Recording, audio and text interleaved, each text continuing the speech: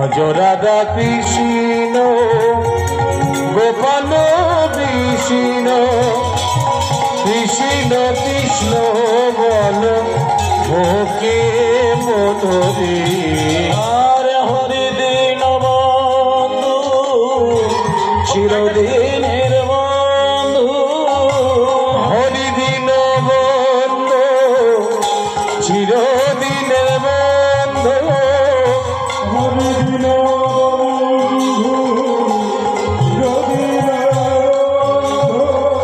জীবের চির সুখে দুঃখে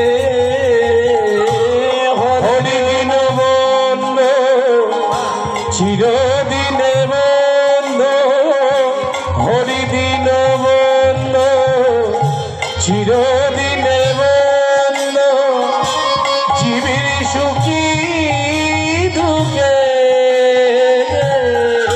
আমার ভজনার অন্ধ চরণার বিন্দ ভজনারি চরণার বিন্দ আর দুস্তর মায়ার বিপাকে ভজ রাধা কৃষ্ণ গোপাল কৃষ্ণ কৃষ্ণ কৃষ্ণ বল মোকে মনরে ভজ রাধা কৃষ্ণ গোপাল কৃষ্ণ কৃষ্ণ কৃষ্ণ বল মোকে মনরে ভজ রাধা কৃষ্ণ ভজ রাধায় হরি জয় নিতাই।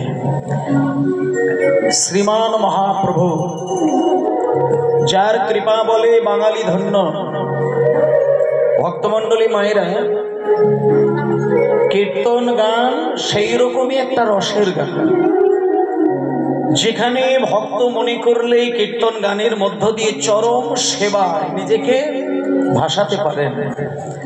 এই যে মন্দির, মন্ত্র, নানান ধরনের মিষ্টান্ন সাজিয়ে দামি দামি ফুলের মালা তৈরি করে ভগবানের গলায় ঝুলিয়ে দেওয়া। একটা কথা বলি, ভগবানকে সেবা দিতে গেলে একটা 10 লক্ষ টাকার মন্দির বানাতে হবে, কি গলায় তুলসী মালা পরতে হবে, কি তিলক সেবা করতে হবে, ধুতি পাঞ্জাবি পরতে হবে, এটা বড় কথা নয়। ভক্তের সঙ্গে ভগবানের সম্পর্কের মাঝখানে কি থাকার প্রয়োজন, সেইটা যদি মানুষ বুঝতে না পারে, জানতে না পারে, সারা জীবন কীর্তন শোনা গেল, জপমালায় নাম করা হলো, তীর্থে তীর্থে বেড়ানো হলো, আর হাহুতাশ করে কান্নাকাটি হলো, কিন্তু ভগবানের কৃপা কিন্তু পেতে গেলে দামি দামি শুধু সেবা দিয়ে গেলেই যে ভগবানের কৃপা লাভ হবে তা কিন্তু না। যেটা শিব ঠাকুর দেখিয়ে দিয়েছেন, যে বৈষ্ণবের আভরণ ঢেকে দিয়ে যদি তুমি সারাটা জীবন ভগবানের সেবা করো, তাতে তোমার সেবা হলো না। আভরণ আর আচরণ দুটো আলাদা বিষয়। আভরণ দিয়ে বৈষ্ণব সেবা করাটা ভগবান মানেন না। যখন আপনি জন্মাষ্টমী আসবে বা দোল পূর্ণিমা আসবে, আপনি সারাদিনের কাজকর্ম বন্ধ করে দিয়ে জন্মাষ্টমীর দিনে লুচি, পরোটা, বিভিন্ন রকমের আটকড়াই ভাজা বা নানান ধরনের নাড়ু তৈরি করে কৃষ্ণকে গোল করে সাজিয়ে দেয়। আর ভগবান শ্রীকৃষ্ণ মানে গোপাল রূপে, সন্তান রূপে, ছোট্ট শিশু রূপে যখন সারা বিশ্ববাসীর কাছে এইভাবে নাড়ু চাইবার বাসনা করেন, ভক্ত মনে মনে চিন্তা করেন যে ভগবান বোধহয় নাড়ু খাবার জন্য হাত বাড়িয়ে থাকেন। যদিও তার নাম নাড়ু গোপাল, তথাপিও সে নারকেলের নাড়ুর প্রতি লোভ ভগবানের থাকে না। ভগবান কাঁদে, ভক্ত কাঁদে। ভক্ত কিসের জন্য কাঁদে, ভগবান কিসের জন্য কাঁদে। যদি কোনো মা কিংবা বাবা, আমার ঠাকুর মাকে দেখেছি ভগবানের মন্দিরে সেবা দিতে গিয়ে কাঁদতেন, এখন ঠাকুরমা নেই, মাও নেই, বাবা রয়েছেন। এই যে অনেক মা ঠাকুরমাদের দেখা যায়, বাবাদের দেখা যায় যে জপের মালায় নাম নিতে গিয়ে নীরবে চোখের জল জপের মালায় ছড়ে, নীরবে ঠাকুর ঘরে রাধা মাধবের গলায় মালা দিতে গিয়ে হাউ হাউ করে কাঁদেন। আস্তে, একটু আস্তে বাজাবে, কথাগুলো শুনতে হবে, কথাগুলো শোনার উপযোগী করে বাজনা বাজাতে হবে, কথা ঢেকে দিয়ে বাজনা বাজাবে না, চিন্তা করে বাজাবে। মায়েদের একটা কথা বলি, কীর্তন বাসরটা সেই বাসর যেখানে কীর্তনিয়ার কথাগুলোকে সেবার উদ্দেশ্য নিয়ে শ্রবণ করার প্রয়োজন, যুক্তি তর্ক দিয়ে বিচার বিশ্লেষণের উদ্দেশ্যে কীর্তন বাসর নয়। আজকালকার হরিবাসর একটা যুদ্ধের জন্য বাসর সাজানো হচ্ছে। এক কীর্তনিয়ার নিন্দা করে বেড়াচ্ছে, নানান বচন দিয়ে কীর্তনিয়াকে ডোবানোর চেষ্টা করছে, আর বিভিন্ন কীর্তনিয়া ভগবানকে নিয়ে রঙ্গ তামাশা জড়িয়েছে। তাহলে যে ধর্মের মানুষ তার নিজের ধর্মকেই পদাঘাত করে, সেই ধর্মকে বিশ্বের কোন ধর্ম সম্মান করবে? এটা সব থেকে বড় কথা। আমি আমার ধর্মকেই পদদলিত করে দিচ্ছি, সেটা আপনারা ইউটিউবে আমার থেকে বেশি ভালো জানেন, আপনারা বেশি শোনেন, আপনারা জানতে পারবেন। কিন্তু এরকম একটা ধর্ম, আস্তে, এই বাচ্চা কথা নয়, সামনে কথা নয়, এই বাচ্চা সামনে কথা। একটা কথা বলি বাবা, হিন্দু সনাতন ধর্ম উৎকৃষ্ট ধর্ম, তার সত্য প্রমাণ দিয়ে দিয়েছিলেন স্বামী বিবেকানন্দ। এই যে আমাদের বিশ্ব ব্রহ্মাণ্ড, এখানে 4000-এরও বেশি ধর্মের সংখ্যা পাওয়া যায় ইতিহাস বলে, কিন্তু মূলত গণনা করলে 10টি ধর্মকে প্রকট রূপে দেখা দেয়। তাহলে এই যে 10টি ধর্ম, এই 10টি ধর্মের 10টি ধর্মের গণ্যমান্য মানুষের কাছে দাঁড়িয়ে বদনের থেকে বক্ষটাকে এগিয়ে দিয়ে সর্বশক্তি প্রয়োগ করে নিজের মৃত্যুকে ভয় না করে জীবন বলি দিয়ে 10টা ধর্মের মানুষের কাছে স্বামী বিবেকানন্দ চিকাগো ধর্ম সম্মেলনে যে কথাটা বলেছিলেন, আজকে সেই কথাগুলো কে পালন করছেন?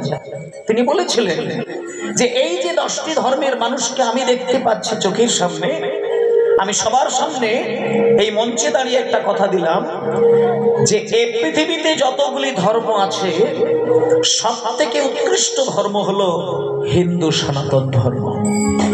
কেন সনাতন ধর্ম শ্রেষ্ঠ?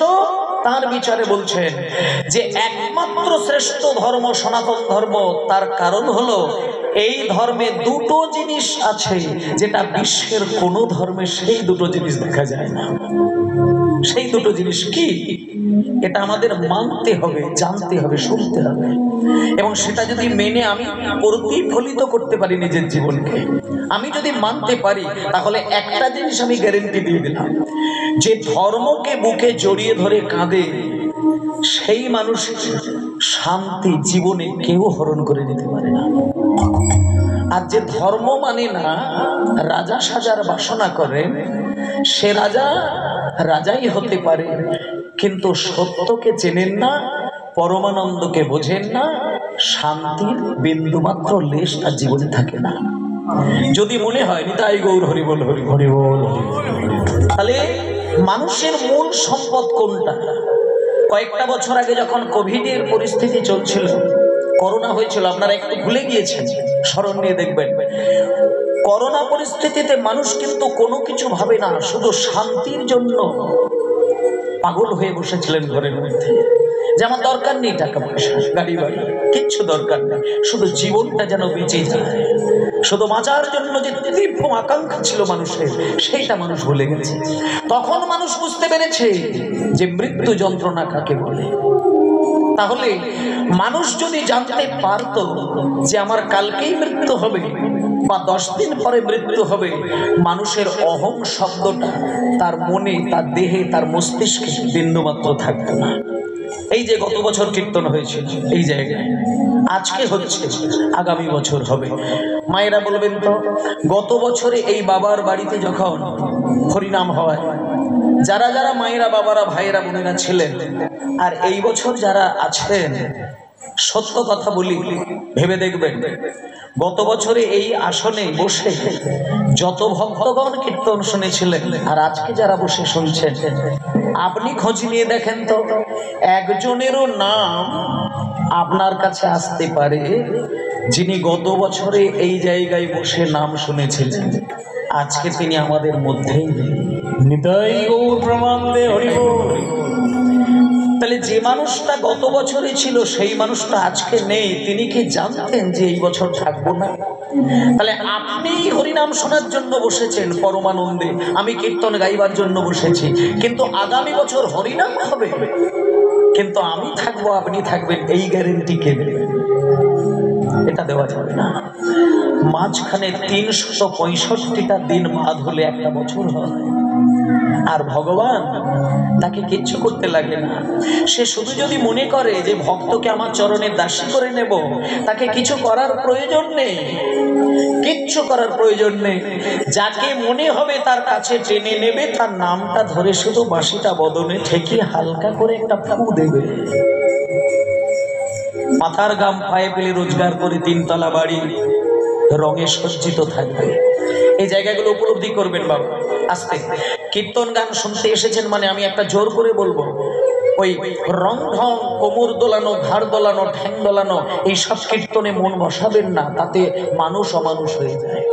যে মানুষ কীর্তন শুনতে গেলে তার অজান্তেই চোখ দিয়ে দুবিন্দু জল আসতে পারে না, আমি বলে দেব সেই কীর্তন শোনার বাইরের 10টা কাঁচা হিন্দি গান শোনা একই বিষয়। হরি বল হরি বল। হরিনামের গভীরতা এই জায়গায় থাকে, ভক্ত বুঝতেই পারে না যে তখন তার দেহ স্থির আর তার ভেতরের আত্মা দুলে গিয়েছে। হরিনাম শুনতে শুনতে যখন কারোর আত্মা দুলে যায়, তার প্রকাশ হবে, তার চোখ থেকে বিন্দু বিন্দু রসধারা বিগলিত হবে। আর সেই রসধারা যখন বিগলিত হবে, আপনি পরিষ্কার বুঝতে পারবেন আপনার ওই চোখের জল আপনার বদন নয়। আপনি হরিনাম শুনতে গিয়ে 1 ফোঁটা জলে আপনার বক্ষ ভাসে না। নাম শুনতে ভক্ত যখন কাঁদে, সেই চোখের জল সরাসরি নিতাই গৌরের চরণ ধৌত হয়ে যায়। হরি বল। তা সেই জন্য একটা জিনিস অবশ্য করে মেনে চলবেন, যে হরিনাম চৈতন্য মহাপ্রভু দিয়েছিলেন তার সব থেকে ভালোবাসার রত্নকে হারিয়েছিলেন। কাকে হারিয়েছিলেন? সচিমাকে হারিয়েছিলেন। সচিমাকে কাঁদিয়েছিলেন, সচিমাকে ব্যথা দিয়েছিলেন। মায়ের ব্যথা সহ্য করতে পারছিল না বলে মাকে শুধু একটা কথা দিয়েছিল, নিমাই। মা যখন সন্ন্যাসের পরে একবার নিমাইকে কাছে পেয়েছিল, বুকে জড়িয়ে ধরে নিমাইকে বলেছিল, নিমাই আমি তোকে ছাড়তে পারবো না। কিন্তু মা জানে না যে আমি অজান্তেই নিমাইকে সন্ন্যাসী হবার কথা বলে দিয়েছিলাম। কখন বলেছিল? শুনুন কথাগুলো। নিমাই যখন প্রত্যেকটা দিন সকালবেলায় হরিনাম করার জন্য ছুটতে যাবে বাইরে, তখন সচিমাকে লম্বা হয়ে শুয়ে পড়ে প্রণাম করে আর চোখ থেকে বিন্দু বিন্দু রসধারা সচিমায়ের চরণ ধুয়ে দেয়। কেঁদে কেঁদে বলে, মা আমি কিচ্ছু চাই না, আমি তোমাকে রোজ সকালবেলায় প্রণাম করব, সন্ধ্যাবেলায় প্রণাম করব, কিচ্ছু চাইবো না।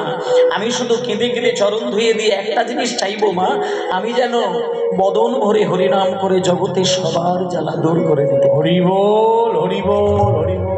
আর সচিমা কি বললেন? সচিমা কি করলেন?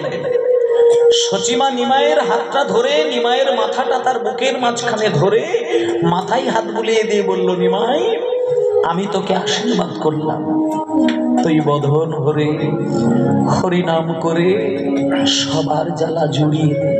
ওরে নিমাই রে, হরি বল।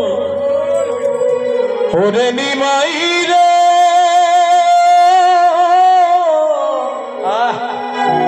আমার নয়ন নিধি রে, বদন ভরে হরি নামে কৃষ্ণ। বদন ভরে হরিনাম করে জগতের সবার জ্বালা তুই দূর করে দে।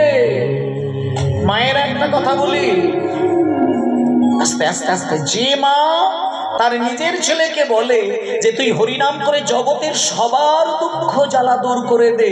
আপনারা ভেবে দেখুন, নিমাইকে যদি জগতের সবার দুঃখ হরিনাম করে জুড়াতে হয়, তাহলে সেই নিমাই সংসারে থাকলে সেটা সম্ভব হবে কি? এই মানেগুলো বুঝবে, এই যুক্তিগুলো একটু বিশ্লেষণ করবেন। যে মা নিমাইকে বলে যে জগতের সবার দুঃখ তুই দূর করে দে হরিনামকে, একাধারে কিন্তু মায়েরা নিমাইকে কিন্তু দূর দিয়ে, সরাসরি না বললেও দূর দিয়ে কিন্তু তার সন্ন্যাস ধর্মের কথাই বলে দিলেন। আস্তে এদিকে আমার দিকে মন দিয়ে ধ্যান দিয়ে শুনবেন।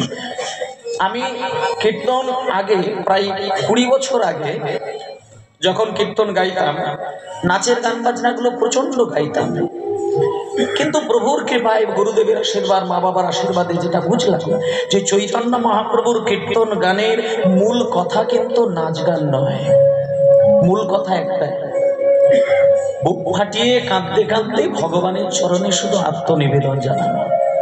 আমরা সংসারী মানুষ, আমাদের সম্ভবই না এক ঠায়ে বসে দাঁড়িয়ে ঘন্টার পর ঘন্টা জপের মালায় নাম করব নীরবে। আপনাকে ঘন্টার পর ঘন্টা নাম করতে হবে না, আপনি 10টা মিনিট ঠাকুর ঘরে বসে আপনি সমস্ত মন দিয়ে নাম করতে যাবেন, আপনি নিজেই বুঝতে পারবেন না আপনার নামের ভেতরে কত রকম অশুভ চিন্তা এসে বসা যাচ্ছে। এটা মহাপ্রভু জানেন। বাসনা যত গভীরতা হয়, মানুষের বাসনা যত প্রকট হয়, তত ক্ষোভ বৃদ্ধি পায়। আর ক্ষোভ যখন মানুষের বেড়ে যায়, মন অস্থির হয়ে যায়, আর অস্থির মনে জপের মালায় নাম করা বড় কঠিন। এটা মহাপ্রভু জানেন। তাই চৈতন্যদেব বলেছিলেন কিচ্ছু করার দরকার নেই, কিছু করতে হবে না, জপমালা নাম নিতে হবে না, তুলসী মালা নিতে হবে না, তিলক সেবা করতে হবে না, ধুতি পড়তে হবে না, মন্দিরে যেতে হবে না, হরিনাম শুনতে হবে না। যারা এই কর্মগুলো করে তাদেরকে শুধু সম্মান দিয়ে যাবে, কিচ্ছু করার দরকার নেই। সেটাই পারি না। আজকে হিন্দু বলি হিন্দু, কিন্তু হিন্দু ধর্মের যে গভীরতা সেটা সম্মান যদি না করি, কিসের হিন্দু? এইটুকু মহাপ্রভু বলেছেন, যারা কৃষ্ণ নাম করে, যারা তুলসী মালায় নাম করে, তোমাকে কোনো কিছু দরকার নেই, তাদেরকে সম্মান দিয়ে যাবে, ওই সম্মান সরাসরি রাধা মাধবের চরণে যাবে। এটাই পারি না। তাই ভক্তমণ্ডলী মায়েরা একটা কথা বলি, শ্রী নিত্যানন্দ শ্রী গৌরচন্দ্র এই দুই শক্তি বিগ্রহ যদি আপনি আপনার ঘরের মধ্যে, আপনার মন্দিরের মধ্যে, সবথেকে বড় কথা যদি আপনার হৃদয়ের মধ্যে সাজিয়ে না রাখেন, আপনি যতই মা কালীকে, মা দুর্গাকে, শিব ঠাকুরকে ডাকেন না কেন, রাধা মাধবকে ডাকেন না কেন, নিতাই গৌর বিনা ত্রিভুবনে কোনো ভগবানের কৃপা কোনো মানুষ। নিতাই গৌর, হরি বল, হরি বল। তাই মাগো, যে কথাটা আপনাদের বলছিলাম, যে সচী মায়ের মতন মাকে কাঁদিয়ে দিয়ে নিমাই যখন চলে যাচ্ছে, দেখে তার কেশ মুন্ডন করে দিয়ে মধুনাপিত ঠাঁয়ে দাঁড়িয়ে, মায়েরা কোনো মানুষ সন্ন্যাস ধর্ম গ্রহণ করতে গেলে তার কেশ মুন্ডন করতে হবে, আর সেই কেশ মুন্ডন করেছিলেন মধুনাপিত, ইতিহাসে প্রমাণ। মধুনাপিত যখন কেশ মুন্ডন করতে যায়, চোখের জলে নিমাইয়ের মস্তক ধুয়ে দিয়ে কেশ মুন্ডন করেছিলেন, সারাটা জীবনের জন্য কেশ মুন্ডনের কর্ম ছেড়ে দিয়েছিলেন। এবং সেই নিমাই যখন সন্ন্যাস ধর্ম গ্রহণ করে ছুটে বেড়াচ্ছে বৃন্দাবনে, আস্তে মাগো আপনারা শোনেন, চৈতন্যদেবের ইচ্ছে ছিল তিনি সন্ন্যাসী হয়ে বৃন্দাবনে চলে যাবেন সারাটা জীবনের জন্যে, কিন্তু নিমাই বৃন্দাবনে যাবার বাসনা থাকলেও বৃন্দাবনে যেতে পারলেন না। কেন না, শুধুমাত্র সচী মায়ের বুক ফাটা কান্নাটা নিমাই শেষের দিনে সহ্য করতে পেরেছিল না। যেদিন নিমাই সন্ন্যাস ধর্ম গ্রহণ করে চলে গেলেন, বৃন্দাবনে তার যাওয়া হলো না। ভক্তগণ একটু মিথ্যে কথা বলে সচী মায়ের বুকের কান্নাটা বুঝতে পেরে নিমাইকে লুকিয়ে লুকিয়ে ঘুরিয়ে ঘুরিয়ে একবার সচী মাকে দেখা দেবার জন্য নিয়ে গিয়েছিলেন নদিয়ায়। সচী মাকে ডেকেছিল, নিমাইকে বলেছিল নিমাই দাঁড়া। ভক্তরা বলেছিল নিমাই আমরা তোমার ভক্ত, জীবনে কোনোদিন মিথ্যে বলি না, কিন্তু আজকে মিথ্যে বলেছি, অপরাধ ক্ষমা করবেন। সচী মায়ের কান্নাটা আমরা বুঝতে পেরেছিলাম যে নিমাইয়ের মতো ছেলেকে মা হারাবে কি করে, তাই শেষবারের মতো তোমার এই রূপটা সচী মাকে দেখাতে চাই। এবার দেখুন বাবা, যখন নিমাইকে বোঝালো, নিমাই তখন বললো একটা কথা, হে ভক্তগণ, তুমি আমার মাকে নিয়ে এসো, মা আমাকে দেখে নিক একবার, কিন্তু একটা কথা বলি, বিষ্ণুপ্রিয়া যেন আমার কাছে এসে না দাঁড়ায়। সঙ্গে সঙ্গে সচিমাকে খবর দিলেন, সচিমা গেলেন। সচিমা যখন নিমাইয়ের কাছে আসলেন, নিমাইকে যখন বুকের মাঝখানে জড়িয়ে ধরলেন সচিমা, সচিমায়ের প্রথম কথাটা হলো, নিমাই, আমি তোকে আমার কোল ছাড়া, আমার ঘর ছাড়া তোকে হতে দেব না। হরি বল, হরি বল। আমি তোর মা, আমি তোর মতো ছেলেকে হারিয়ে থাকতে পারবো না। নিতাই গৌর প্রেমানন্দে হরি বল, হরি বল, হরি বল। বৃষ্টি এসে গেল গো। আচ্ছা, সবাই মিলে একটু ভজ গৌরাঙ্গ লহ গৌরাঙ্গ, কহ গৌরাঙ্গের নাম রে। ভজ গৌরাঙ্গ লহ গৌরাঙ্গ, গৌরাঙ্গী নাম রে। ভজ গৌরাঙ্গ লহ গৌরাঙ্গ, কহ গৌরাঙ্গের নাম রে। ভজ গৌরাঙ্গ গৌরাঙ্গ, লহ গৌরাঙ্গীর নাম রে। যে জন গৌরাঙ্গ ভজে, সে হয় আমার প্রাণ রে। যে জন গৌরাঙ্গ ভজে, সে হয় আমার প্রাণ রে। আর যে জন গৌরাঙ্গ ভজে, সে হয় আমার প্রাণ রে। যে জন গৌরাঙ্গ ভজে, সে হয় আমার প্রাণ রে। যে জন গৌরাঙ্গ ভজে, সে হয় আমার প্রাণ রে। ভজ গৌরাঙ্গ লহ গৌরাঙ্গ, কহ গৌরাঙ্গের নাম রে। ভজ গৌরাঙ্গ লহ গৌরাঙ্গ, কহ গৌরাঙ্গীর নাম রে। ভজ গৌরাঙ্গ লহ গৌরাঙ্গ, কহ গৌরাঙ্গীর নাম রে। গৌর হরি বল, গৌর হরি বল, গৌর হরি বল। চৈতন্য মহাপ্রভুর কৃপা বাবা।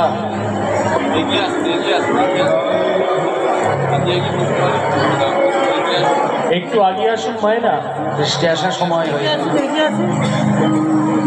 একটু একটু আগে আসুন, বাইরের দিকে, প্যান্ডেলের বাইরের দিকে বৃষ্টিটা গায়ে পড়বে। একটু এগিয়ে আসুন, জয়। একটু আগে আসুন মা, একটু আগে আসুন।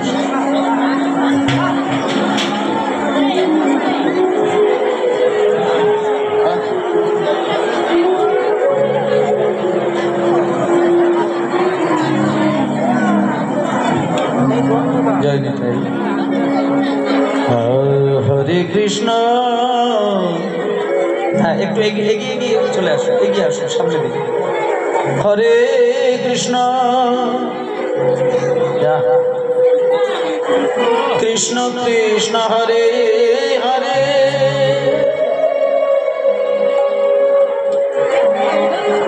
হরে রাম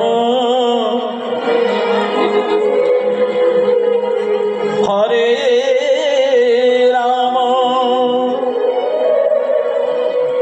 রাম রাম হরে হরে,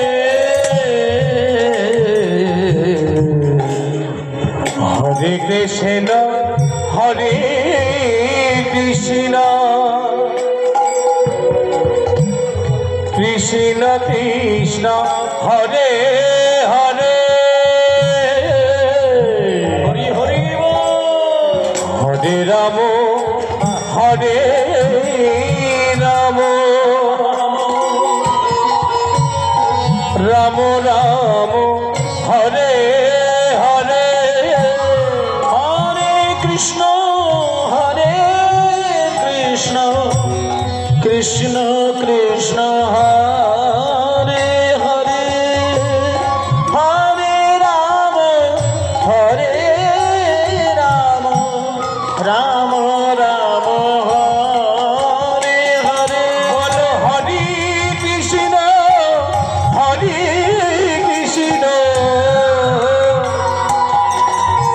কৃষ্ণ কৃষ্ণ হরে হরে হরি রাম রাম রাম হরে হরে কৃষ্ণ কৃষ্ণ কৃষ্ণ হরে হরে হরে রাম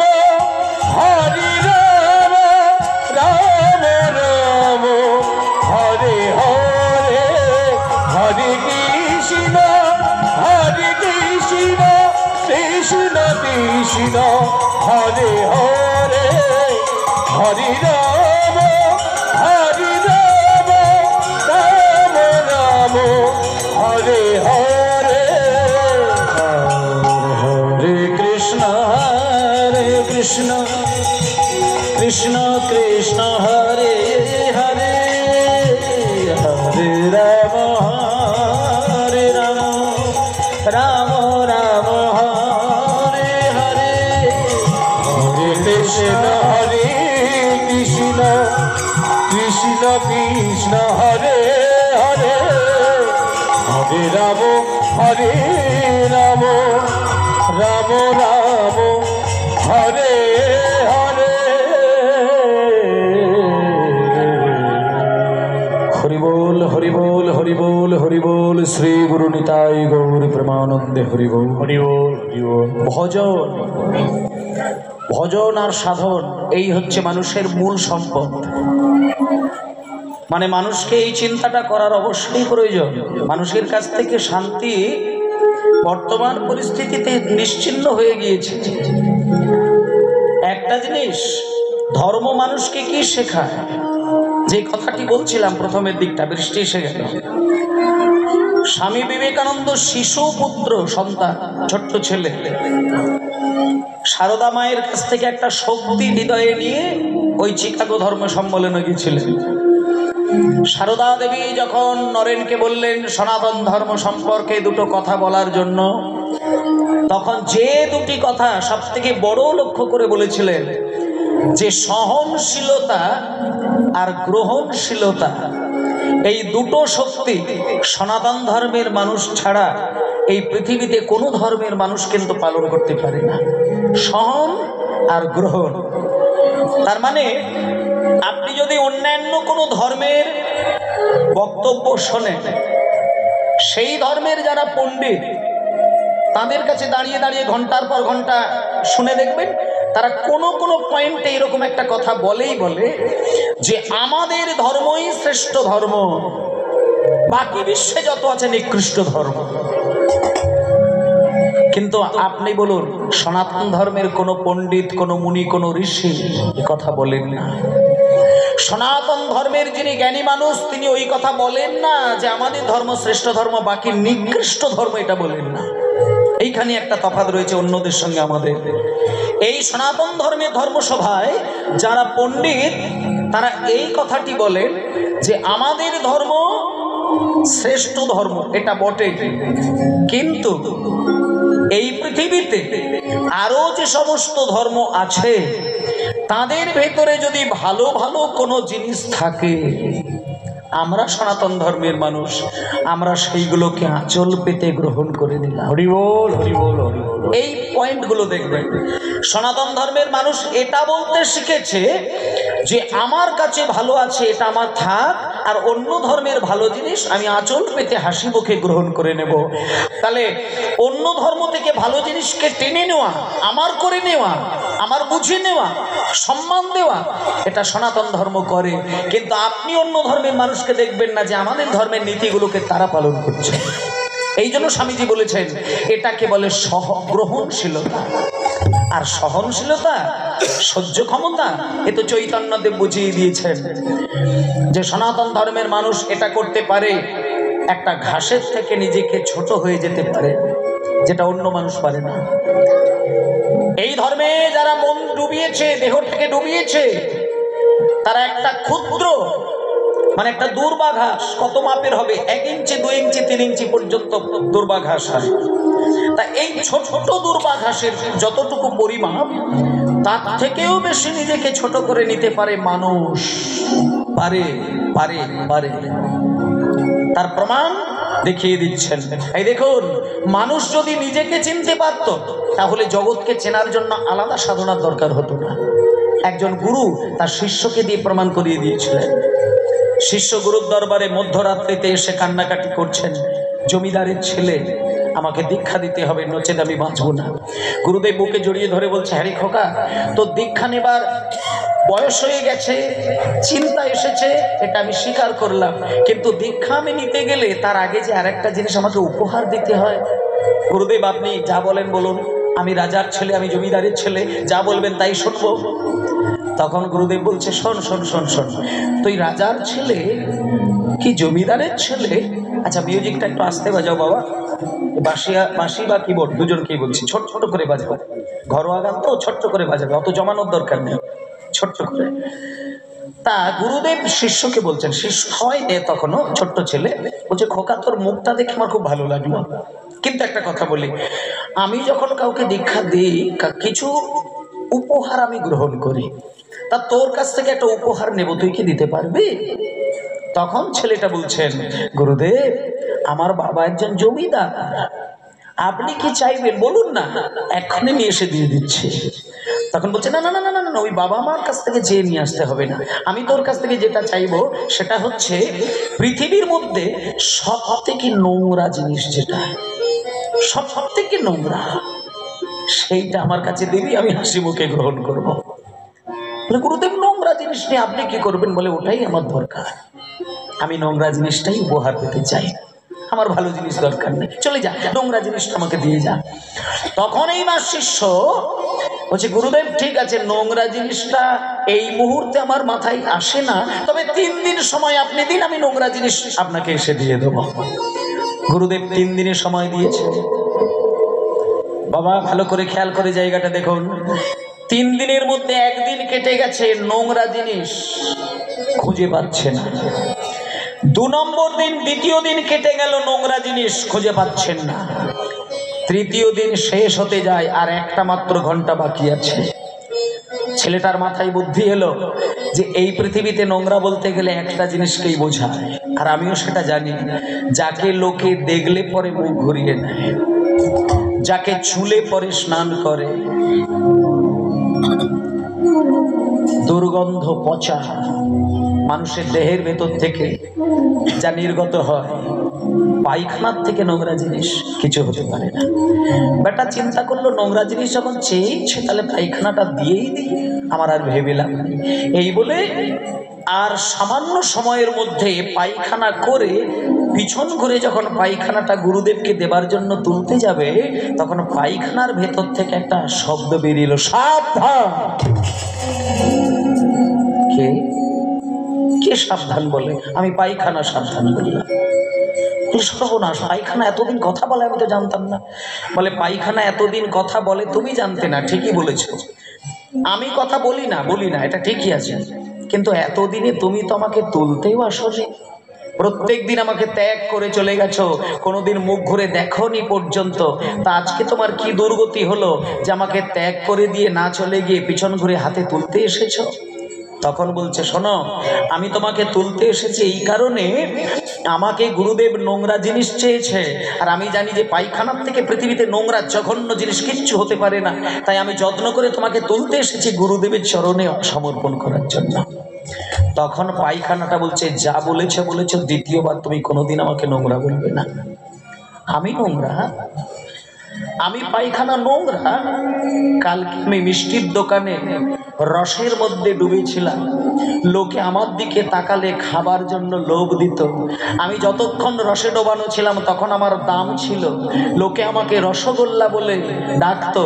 কালকে তুমি কিনে চিবিয়ে চিবিয়ে খেয়েছো বলে, তোমার পেটের ভেতরে 24টা ঘন্টা আমি শুধু কাটিয়ে ফেললাম বলে আজকে আমি পায়খানা হয়ে নোংরা হয়ে গেলাম।